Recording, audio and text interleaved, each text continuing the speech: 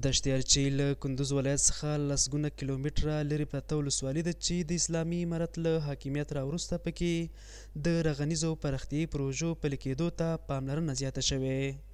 تازه د دغه ولایت د کلیو بیا رغونې او پراختیا ریاست د UNDP دفتر په مالي همکارۍ د څه باندې 10 میلیونه افغانیو په ارزښت د ولسوالۍ کې د اوبو رسولو د 2 شبکو رغولو چارې پیل شوې.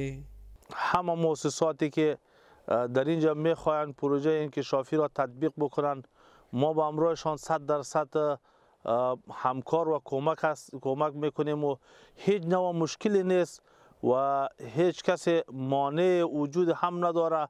فرصت برای کار، زمینه کار بسیار خوب است و حاجات و احتیاجات مردم هم زیاد است. چې د نوموړې پروژې سره به د 180 کورونو څخه زیات کورونو ته اوبه ورسیږي، صحي اوبه. نوموړې پروژه هره پروژه ځان ته تقریبا 50 متره مکعبه د ذخیره کولو ظرفیت لري چې د خورشیدي لمر څخه به د دغې پروژې څخه استفاده کیږي په دغه پروژه کې. له دې سره د سیمې ځایي اوسیدونکي د دغو پروژو په پیلېدو خوښ دي او وایي چې له دې وړاندې د څښاک پاک اوبو له نشتوالي ستونزو سره مخ وو. خو د یادو پروژو چارو په بشپړېدو سره به د صحي اوبو لاسرسي په برخه کې د دوی ټولې ستونزې هوارې شي.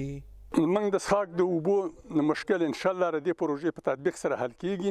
موږ په دواړو بخښونو کې هم د صحي برخه کې ماشومان دغه سره مخامخ کو او هم د تعلیم نه پاتې کیږو. لکه دغه ماشومان چې موږ ته د څښاک اوبه د بازار نه براوړلې په کراچیو کې، نو نن زموږ هغه ماشومان دې ته وزګار شو چې پس د تعلیم ته لاړ شي، مدرسې ته لاړ شي، مکتب ته لاړ شي او هم د صحت نه برخمن شي، ځکه چې تل به دغه د اسهالات به محرقې به وي په دې خاطر چې د څښاک اوبه ناپاکه وي.